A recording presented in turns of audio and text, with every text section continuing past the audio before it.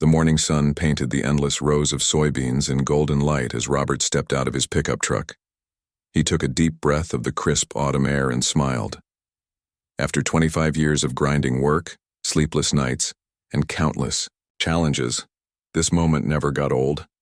His field stretched as far as the eye could see, waves of green and gold dancing in the gentle breeze. Robert wasn't always a successful farmer. He started with just 40 acres that his grandfather left him when he was barely 22 years old. Back then the land was rough, the soil was tired, and the old equipment barely worked. Most people in town thought he was crazy for trying to make it work. Some even told him he should just sell the land and find a regular job in the city. But Robert had different plans. He spent his days working the fields and his nights reading everything he could about modern farming. He learned about crop rotation, soil management, and new planting techniques. While other farmers stuck to the old ways, Robert experimented with organic methods and sustainable practices. It wasn't easy, and he made plenty of mistakes along the way. The first few years were brutal. Robert worked from sunrise to sunset, fixing broken equipment with his own hands and stretching every dollar as far as it would go. He lived on peanut butter sandwiches and instant coffee, pouring every penny back into the farm. His friends thought he was losing his mind, working so hard for so little money. But slowly, things started to change. Robert's organic soybeans began getting premium prices at the market. His innovative irrigation system helped his crops survive droughts that devastated neighboring farms. Word spread about the young farmer who was doing things differently, and buyers started seeking him out. The years passed, Robert's operation grew. He bought the farm next to his when old Mr. Peterson retired. Then he acquired another piece of land when the bank foreclosed on a struggling operation. Each new purchase was carefully planned and financed through his growing profits. Robert never took on debt he couldn't handle, always remembering those early lean years. By his 10th year of farming, Robert had built something special. His operation covered 800 acres, and he was supplying organic soybeans to major food companies across 3 states. He installed the latest GPS-guided tractors and automated irrigation systems. What started as a one-man operation now employed 12 full-time workers and doubled in size during harvest season. Robert's success didn't go unnoticed in the agricultural community. He was invited to speak at farming conferences and consulted with the state agricultural department on sustainable farming practices. Agricultural magazines featured his operation, highlighting how traditional farming could adapt to modern challenges. The real breakthrough came when Robert secured his first major government contract. The Department of Agriculture needed reliable suppliers for their school lunch programs, and Robert's certified organic operation fit perfectly. The contract was worth more than he had made in his first 5 years combined. Standing in his fields now, Robert could see the fruits of his labor everywhere. Modern equipment hummed efficiently across the landscape. His grain silos stood tall, against the sky, filled with premium crops.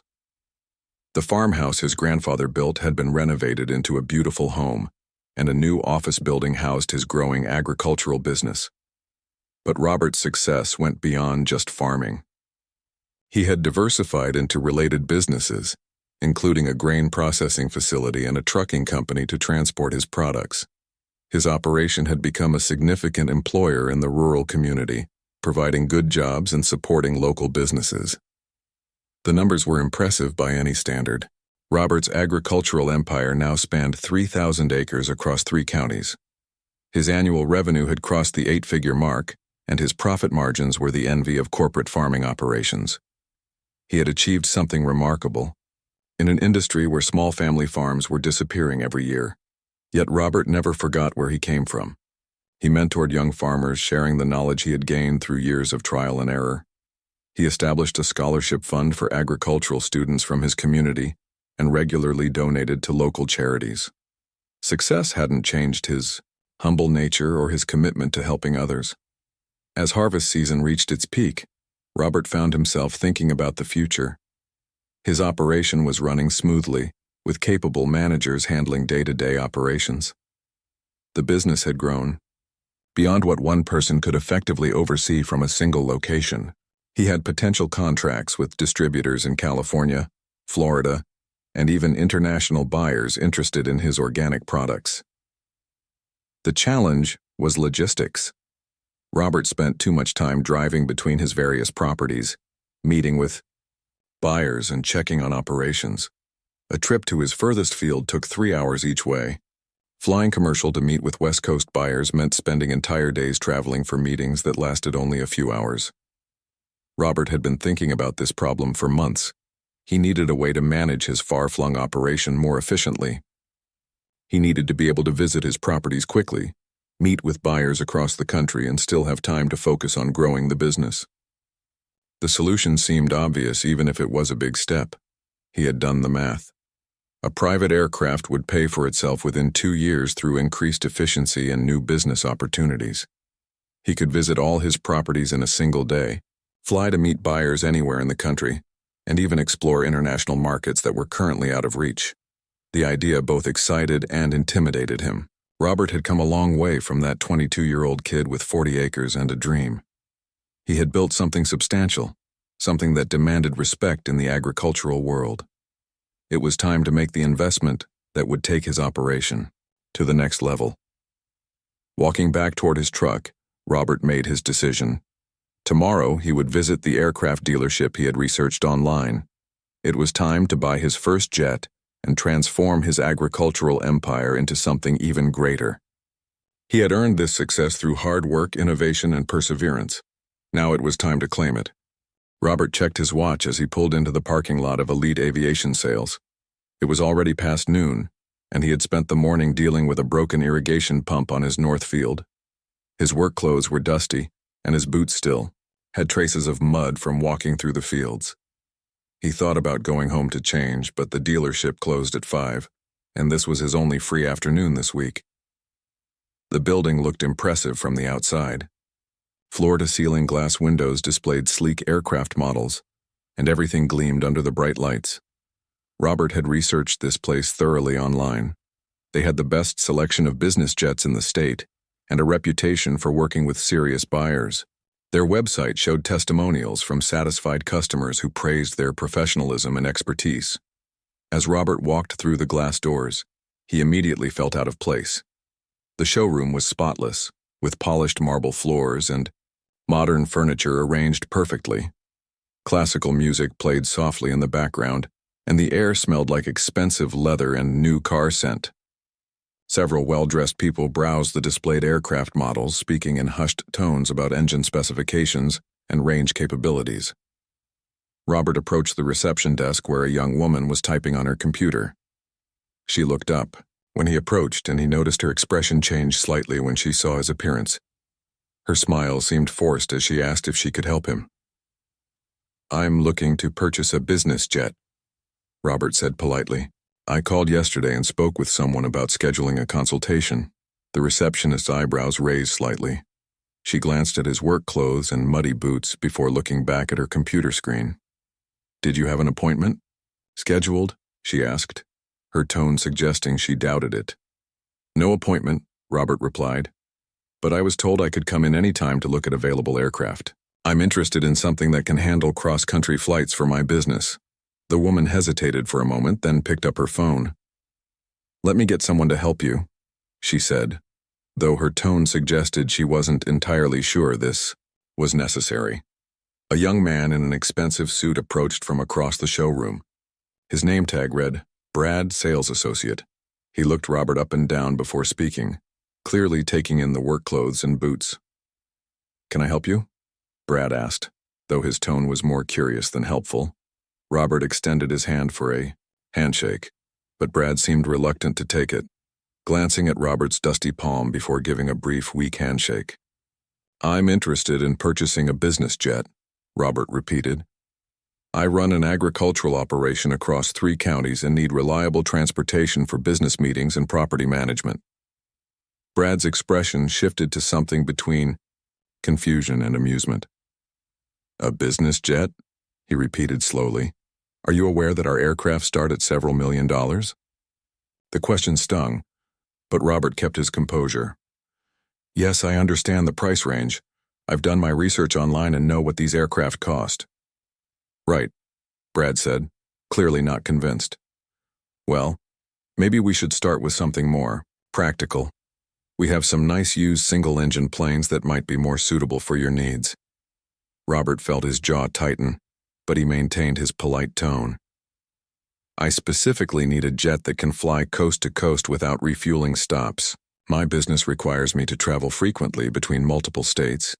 Brad glanced around the showroom, seemingly looking for guidance or perhaps checking if anyone was watching this interaction.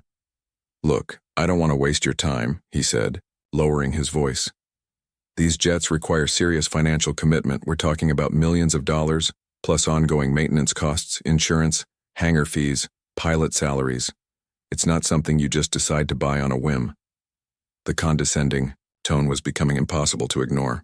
Robert watched as Brad immediately approached a middle-aged white man in a business suit who had just entered the showroom, greeting him warmly and asking about his flying needs without any questions about his financial capability. I'd like to see some of your available aircraft, Robert said firmly when Brad returned. Well, first, we'd need to establish your budget and financing options, Brad replied. Do you have pre-approval from a lender? What's your credit situation like? Robert noticed that Brad hadn't asked these questions of the other customer, who was now being shown detailed specifications of a luxury jet by another salesperson. I'm planning to pay cash, Robert said simply. Brad's laugh was barely concealed. Cash? For a multi-million-dollar aircraft? He shook his head. Look, I appreciate your interest, but we need to be realistic here. Maybe you should start by getting familiar with aircraft ownership through a flying club or timeshare program. The humiliation was building, but Robert tried one more approach. Could I speak with your sales manager? I'd like to discuss my specific needs with someone who can provide detailed information about your aircraft. The sales manager is busy with qualified buyers, Brad replied curtly. But I can give you some brochures to take home. Maybe you can save up and come back in a few years. Robert felt his face flush with anger and embarrassment.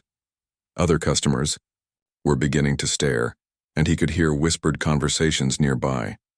A well-dressed couple glanced in his direction and quickly looked away when he caught their eyes.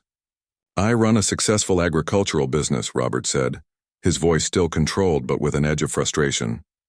I employ over 50 people and generate significant annual revenue. I'm a serious buyer looking to make a substantial purchase. Brad's expression had shifted to barely concealed irritation. Look, sir, I don't want to be rude, but we get people in here all the time who think they can afford these aircraft. Farming is tough work, but it doesn't typically generate the kind of income needed for private jet ownership.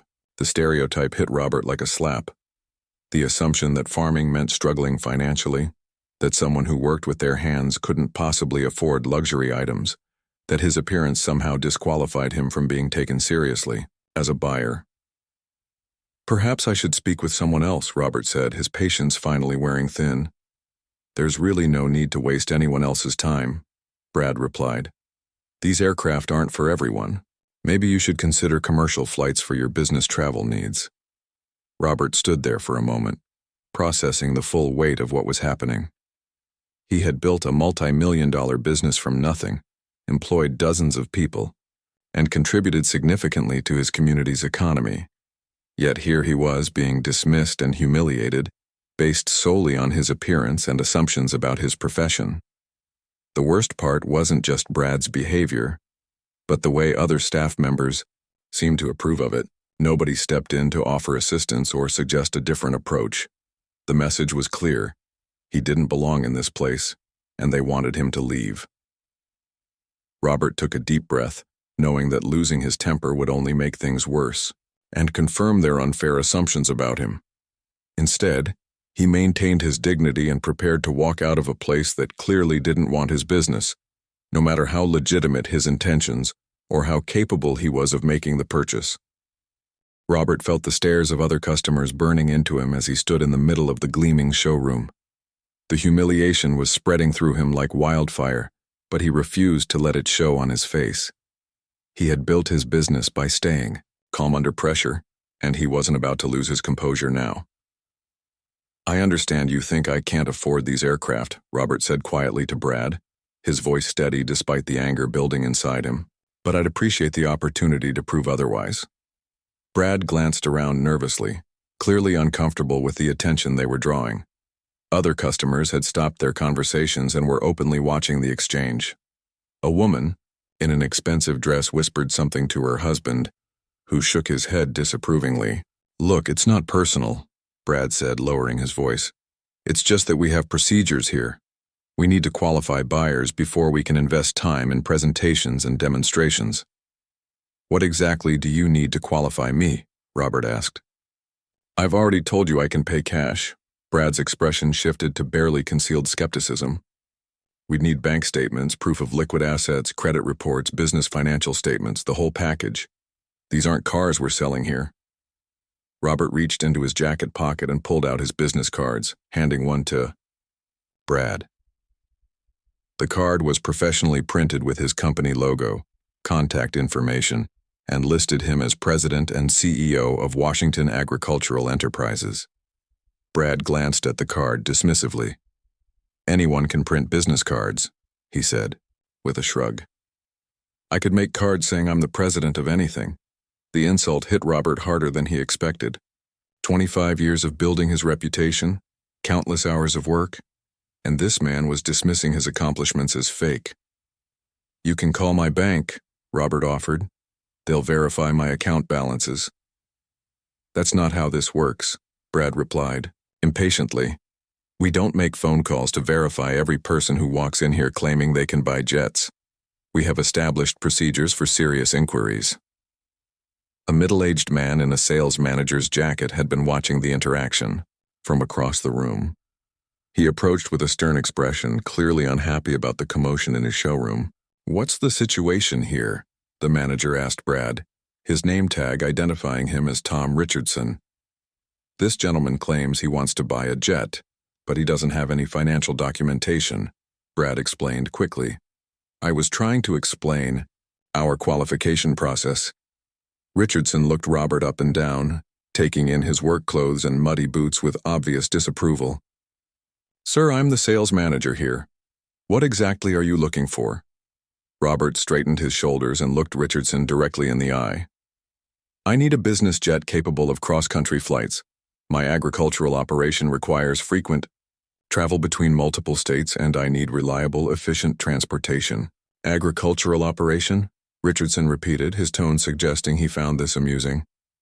"What kind of farming are you involved in?" "I grow soybeans, corn, and wheat across 3,000 acres in 3 counties, Robert explained patiently. "I also operate grain processing and transportation facilities. My business requires frequent travel for client meetings and property management." Richardson exchanged a knowing look with Brad. 3,000 acres, he said slowly. "That's a substantial claim. Most family farms around here are maybe 100 acres at most." "You're welcome to verify this information," Robert replied. "My operation is well documented with the state agricultural department." "The thing is," Richardson said, his voice taking on a condescending tone, "we get a lot of people in here who exaggerate their situations.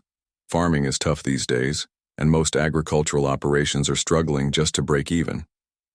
Robert felt his jaw clench, but he kept his voice level. "My operation is profitable and growing. I wouldn't be here if I couldn't afford to make this purchase." "Profitable farming," Richardson said with a slight smile. "That's becoming pretty rare these days. Most farmers I know are working second jobs just to keep their land." The stereotype was painful and infuriating. Robert had worked harder than most people could imagine to build his success, yet these men were reducing him to their narrow assumptions about farming and his appearance. "Perhaps we could discuss specific aircraft," Robert suggested, trying to redirect the conversation. "I've researched your inventory online and have some models in mind. Before we can show you any aircraft, we need proper documentation," Richardson insisted. "Bank statements, asset verification, business tax returns. We can't invest staff time without knowing a buyer is legitimate."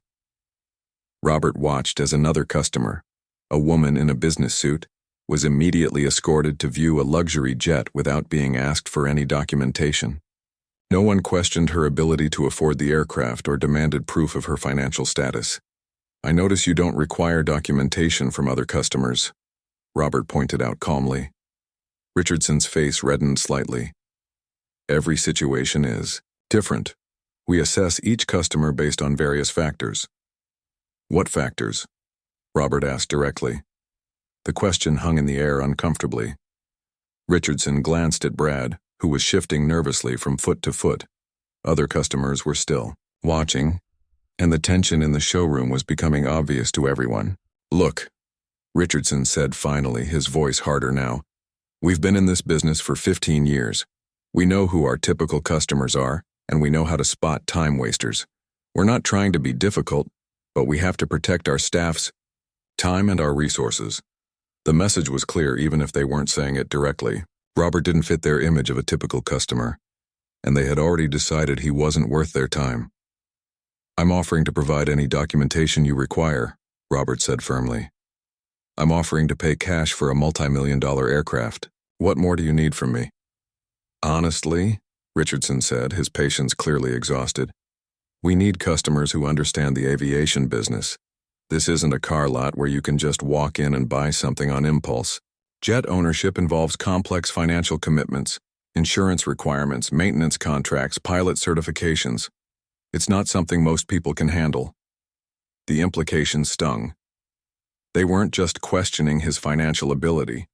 They were suggesting he wasn't sophisticated enough to understand jet ownership. They had reduced him to stereotypes and assumptions, dismissing his intelligence and business acumen along with his financial capability. Robert looked around the showroom one more time, seeing the continued stares of other customers and the barely concealed hostility of the staff. He had entered this place with excitement about expanding his business, ready to make a major purchase that would represent the culmination of decades of hard work. Instead, he was being humiliated and dismissed, based on nothing more than prejudice and narrow-minded assumptions. I think we're done here, Robert said quietly, his dignity intact despite the circumstances. Probably for the best, Richardson replied with obvious relief. Maybe try some of the smaller aircraft dealers outside town. They might have something more in your price range. Robert turned toward the exit, feeling the weight of every stare in the room. His face burned with embarrassment, but his head remained high. He had done nothing wrong, yet he was being treated like he didn't belong. As he walked toward the glass doors, he couldn't help but think about how different this experience might have been if he had looked like their typical customer. Robert was only 3 steps from the glass doors when he heard a firm voice behind him. Excuse me, sir. Could you wait just a moment? Robert turned around to see an older gentleman in an expensive gray suit walking toward him. The man appeared to be in his 60s with silver hair and kind eyes behind wire-rimmed glasses. Unlike the others in the showroom, his expression showed genuine concern rather than suspicion. I'm David Chen, the man said, extending his hand for a proper handshake. I own this dealership and I couldn't help but notice the conversation you just had with my staff.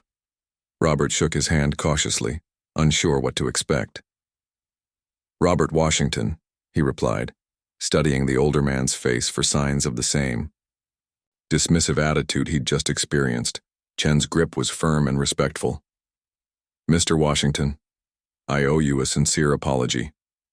What I just witnessed was completely unacceptable and goes against everything this business stands for. Richardson had noticed his boss talking to Robert and quickly approached, his face pale with obvious concern. Mr. Chen, I didn't realize you were here today. Is there a problem? Chen turned to face his sales manager, his expression stern and disappointed. Tom, we need to talk. But first, I want to personally apologize to Mr. Washington for the treatment he received here today. I was just following our standard qualification procedures, Richardson said defensively, glancing nervously between Chen and Robert. Standard procedures, Chen repeated, his voice rising slightly. I've been watching from across the showroom for the last 20 minutes. I saw you immediately escort Mrs. Patterson to view our citation without asking for any documentation. I watched you spend 15 minutes showing Mr. Jenkins our turboprop models without once questioning his ability to purchase. Yet Mr. Washington asks about business jets and suddenly we have procedures? The showroom had grown quiet. Other customers and staff members were trying to pretend they weren't listening, but everyone was clearly focused on the unfolding conversation.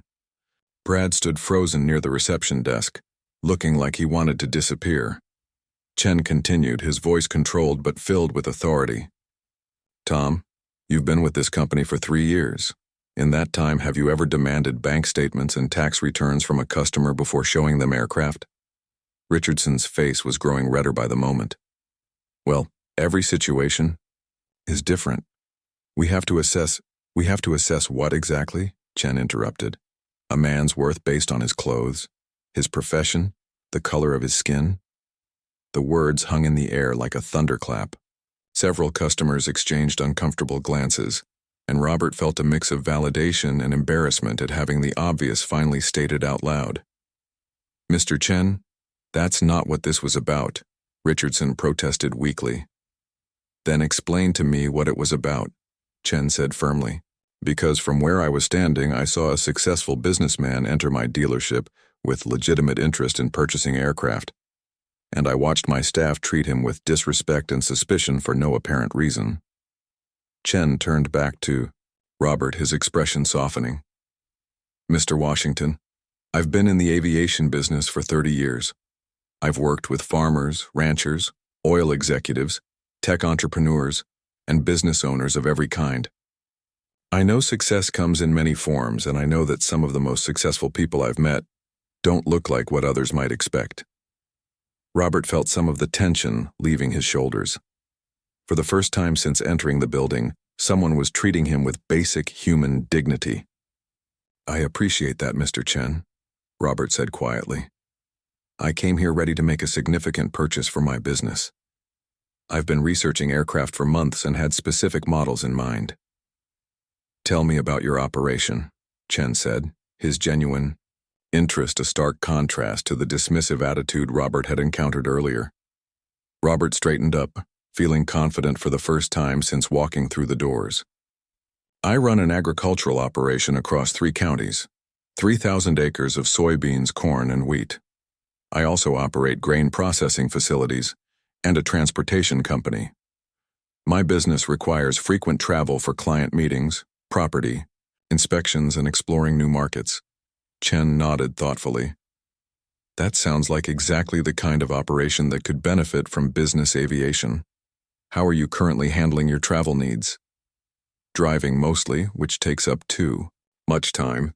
Commercial flights when I have to meet with buyers on the West Coast. But the scheduling is inefficient for my business needs. I completely understand, Chen said. Time is money in agriculture, especially during planting and harvest seasons. What kind of range and passenger capacity are you looking for? The conversation was everything Robert had hoped for when he first decided to visit the dealership. Chen asked intelligent questions about his business needs, discussed different aircraft options, and treated him like the serious buyer he was. Tom, Chen said, turning back to his sales manager, I want you to go to your office and prepare your resignation letter. You're terminated, effective immediately. Richardson's face went white. Mr. Chen, please, this is just a misunderstanding. You were trying to do what exactly? Chen's voice was ice cold. Protect the company from a legitimate customer? Make assumptions about people based on their appearance? Drive away business because someone doesn't fit your narrow view of who belongs here? Other staff members were staring in shock. Brad looked like he might be sick, clearly realizing his own job was probably in jeopardy. Chen continued addressing Richardson. This behavior is not just wrong. It's bad for business. Do you have any idea how much money you might have just cost this company? More importantly, do you understand that you've represented everything that's wrong with customer service in this industry? Richardson opened his mouth to argue, but Chen held up his hand to stop him. There's nothing more to discuss. Please clean out your office and leave the premises. HR will contact you about final paperwork. Richardson looked around desperately, as if hoping someone would come to his defense, but the other staff members avoided eye contact. He finally walked away toward the offices, his shoulders slumped in defeat. Chen turned his attention back to Robert, his demeanor immediately warming again. Now, Mr. Washington, let me personally give you the tour and consultation you deserved. From the moment you walked in here, I appreciate this, Mr. Chen, but you don't have to, Robert began. Actually, I do, Chen interrupted gently. Not just because it's the right thing to do, but because I'm genuinely interested in your business. I've been looking for opportunities to work with successful agricultural operations, and your story is exactly the kind of American success story that impresses me. Robert felt a smile forming on his face for the first time since entering the building. The humiliation was being replaced by something he hadn't expected, genuine respect and recognition for what he had accomplished. Besides, Chen added with a slight grin, something tells me you're going to be one of our most interesting customers. Anyone who builds a 3,000-acre operation from scratch clearly knows a thing or two about making smart business decisions. They walked toward the displayed aircraft. Robert realized that his terrible experience was about to transform into something completely different. Sometimes, he thought, the worst situations can lead to the best outcomes. David Chen led Robert toward the back of the showroom where the premium aircraft were displayed. The difference in treatment was like night and day. Chen walked with purpose, genuinely excited to show off his finest jets, while other staff members watched in amazement at the complete turnaround. This is our Citation X Plus, Chen said, stopping beside a sleek white aircraft. It's one of the fastest business jets in the world, perfect for cross-country flights. The range is about 3,500 miles, so you could fly coast to coast without stopping. Robert ran his hand along the smooth fuselage, admiring the craftsmanship. The jet was beautiful, with clean lines and an impressive presence even sitting still in the showroom. What's the passenger capacity? Robert asked, his business mind already calculating how this could transform his operations. Up to 12 passengers, but realistically 8 to 10 for maximum comfort on long flights, Chen explained. The cabin is fully equipped with Wi-Fi, conference seating, and a galley. You could literally hold business meetings while flying between your properties. As they talked, Robert noticed other customers trying to eavesdrop on their conversation. The same people who had stared at him with suspicion earlier were now clearly curious about this dramatic change in dynamics. Chen opened the aircraft door and invited Robert inside. The interior was stunning, with cream leather seats, polished wood trim, and state-of-the-art electronics. Robert could immediately envision himself using this aircraft for his business operations. The operational costs are reasonable for an aircraft of this caliber, Chen continued. About $4,000 per hour, including fuel, maintenance, and crew. For someone with your travel requirements, it would pay for itself quickly. Robert did quick mental math. His current travel expenses, lost time, and missed opportunities were costing him far more than $4,000 per hour. This jet would actually save him money while dramatically improving his efficiency. What about pilot requirements? Robert asked. We have partnerships with several certified pilot services, or we can help you hire full-time pilots if you prefer. We also offer comprehensive training if you want to learn to fly it yourself, though most business owners prefer to use professional pilots. They spent the next hour discussing every aspect of aircraft ownership. Chen explained maintenance schedules, insurance requirements, hangar options, and financing alternatives. His knowledge was impressive and his enthusiasm was genuine. Mr. Washington, Chen said as they finished the tour, I have to ask, what made you choose aviation for your business expansion? Robert smiled, thinking back to all the long drives between his properties. Time is my most valuable resource. I was spending 12 hours driving to check on operations that I could visit in 2 hours by air. Plus, I'm missing opportunities with buyers because I can't get to meetings efficiently. That makes perfect sense, Chen nodded. Some of my most successful customers are agricultural entrepreneurs like yourself. They understand that efficiency drives profitability. As they returned to Chen's office to discuss pricing, Robert felt a tap on his shoulder. He turned to see Brad, the young salesman who had dismissed him earlier, standing nervously nearby. Excuse me, Mr. Washington, Brad said, his face red with embarrassment. I wanted to apologize for how I treated you earlier. It was completely unprofessional and wrong. Robert studied the young man's face, seeing genuine remorse rather than the condescending attitude from before. I appreciate the apology, Brad. We all make mistakes. The important thing is learning from them. Brad nodded gratefully and walked away, clearly relieved by Robert's gracious response. In Chen's office, the conversation shifted to business specifics. Chen pulled out detailed pricing sheets and financing options, treating Robert like the serious buyer he had always been. "The Citation X Plus I showed you lists for $4.2 million, Chen explained. "However, I'm prepared to offer you a comprehensive package deal." Robert raised an eyebrow. "What kind of package?" "Given the inexcusable treatment you received today, I want to make this right," Chen said firmly. "I'll include the first year's maintenance contract at no charge, priority hangar space at the airport, and full pilot training for you or your designated pilots. That's about $300,000 in added value."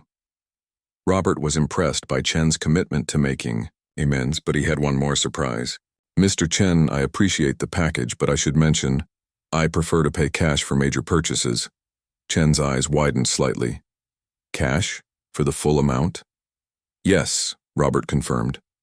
"I don't like carrying debt on business assets. Cash purchase gives me better negotiating power and eliminates financing costs." Chen sat back in his chair, clearly impressed. "In 30 years of selling aircraft, I've had maybe a dozen customers pay cash for jets in this price range. That's remarkable." The two men shook hands on the deal. Within an hour, Robert had signed the purchase agreement for his first business jet, complete with the comprehensive service package Chen had offered. As news of the purchase spread through the dealership, the atmosphere completely changed. Staff members who had ignored Robert earlier were suddenly eager to introduce themselves and offer assistance. The transformation was both satisfying and slightly uncomfortable. 3 months later, Robert was using his jet regularly for business. He could visit all his properties in a single day, fly to meetings with buyers across the country, and had even secured new contracts in markets that were previously too difficult to reach. The story of what happened at Elite Aviation Sales spread through the local business community faster than Robert expected. It became a powerful example of how appearances can be deceiving and how discrimination hurts businesses as much as individuals. Chen implemented new policies at all his dealerships, including mandatory diversity training and clear guidelines about treating all customers with respect regardless of their appearance or background. He also promoted Brad to sales manager after the young man demonstrated genuine commitment to changing his approach. Richardson's firing became a cautionary tale in the aviation industry about the costs of discrimination. Word spread that Elite Aviation had lost other potential sales due to similar attitudes from their former manager.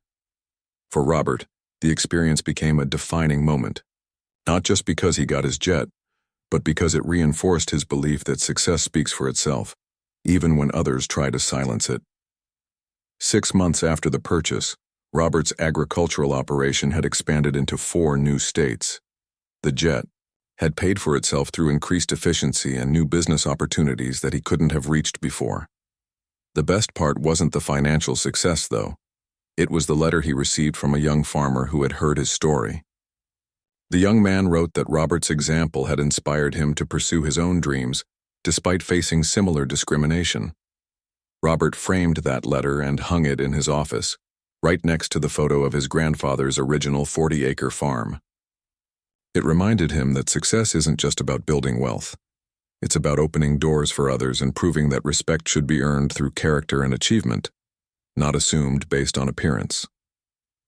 Standing in his hangar looking at his jet, Robert smiled, thinking about how far he had come. From a struggling young farmer with big dreams to a successful entrepreneur with the aircraft to match his ambitions. The humiliation at the dealership had been painful, but it led to something better than he could have imagined.